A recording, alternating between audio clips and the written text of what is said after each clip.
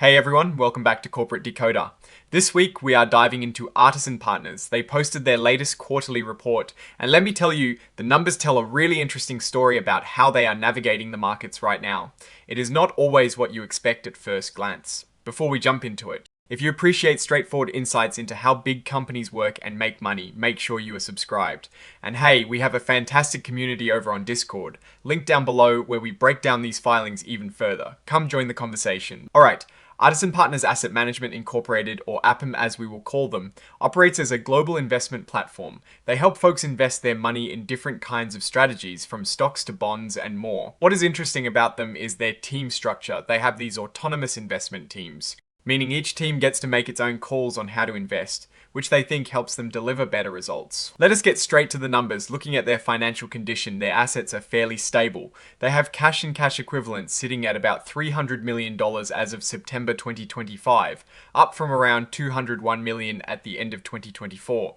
That is a nice chunk of change sitting there, but when we look at their liabilities, you see things like borrowings, which were about $189 million in September 2025. They also have significant amounts payable under tax receivable agreements. Those are complex deals tied to tax benefits from when they first went public, and that number is around $303 million. Now, onto the profit engine. Total revenues for the 3 months ending September 2025 hit about $301 million. That is up 8% from last year. For the 9 months of the year, total revenues reached over $861 million. A 6% jump. This growth is mostly driven by their management fees, which is essentially what clients pay them to manage their money. It is a pretty steady stream of income for them. More specifically, looking at the management fees, which is the big one, they earned $301.3 million in the third quarter of 2025. This is up from $279.5 million in the same period of 2024. For the first 9 months, they brought in $861.2 million compared to $814.6 million in 2024.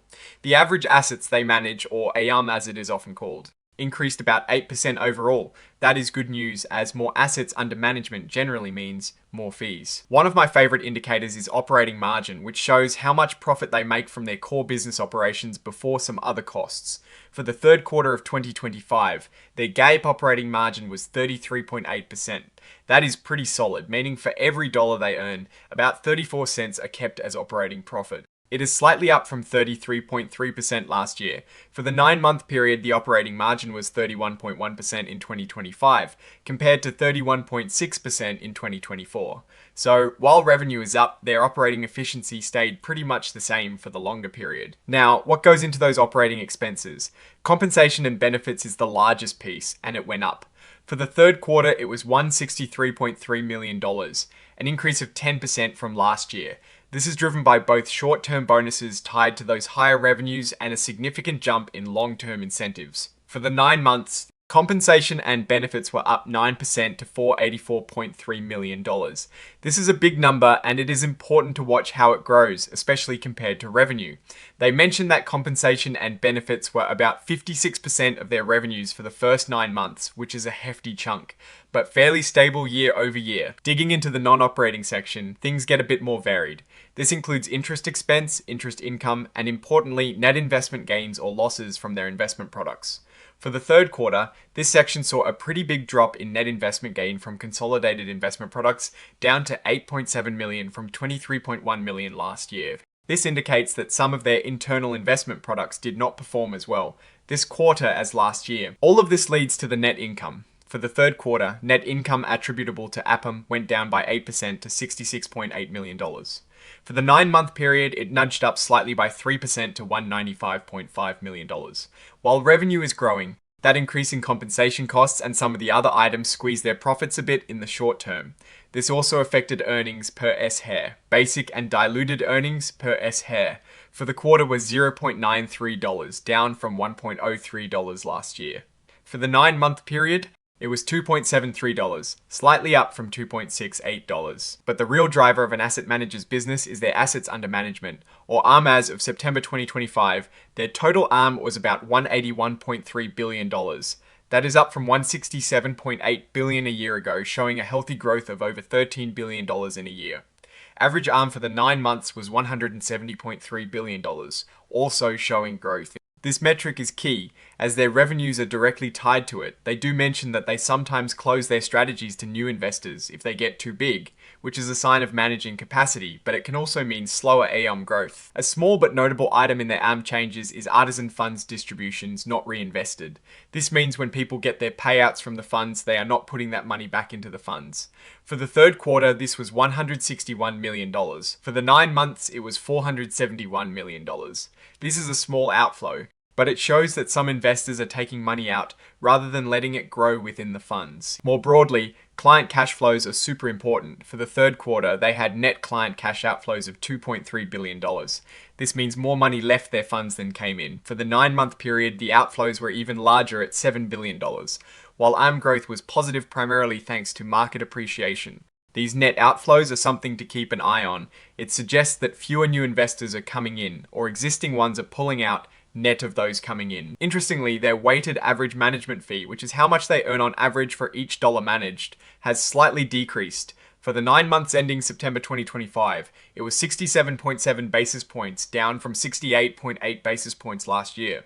They attribute this to changes in agreements and a shift towards credit strategies, which typically have lower fees. This means even with more their fee income per dollar has slightly shrunk. On the tax front, their provision for income taxes significantly increased by 50% for the third quarter to $36.9 million. For the 9-month period, it jumped 25% to $81.8 million. They attribute a large part of this to a new act called the One Big Beautiful Bill Act, or OBBA, impacting deferred taxes. This also increased their effective tax rate. Now, what about returning value to shareholders? They declared dividends of $0.73 per S-share for the third quarter, and for the 9 months it was $2.25. They also announced a significant increase for the next dividend, planning to pay $0.88 per S-share for the current quarter. This looks like a confidence boost from the company, signaling they expect strong cash generation.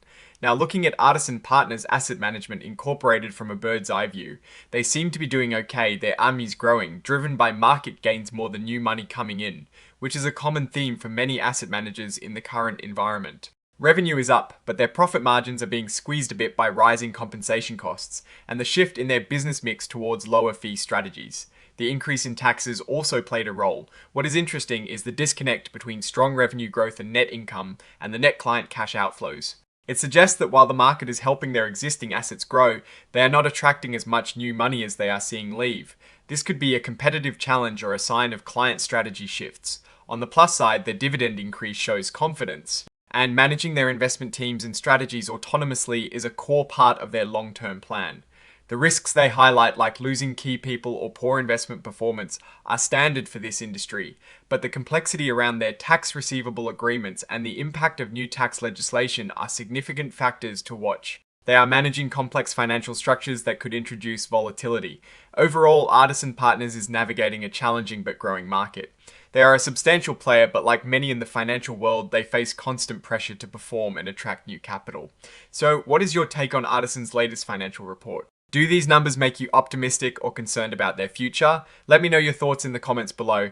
If you found this breakdown helpful, please give this video a thumbs up and subscribe for more deep dives into corporate financial filings. And definitely check out our Discord community linked in the description. It is a great place to keep the conversation going. Thanks for watching Corporate Decoder, and I will see you in the next one.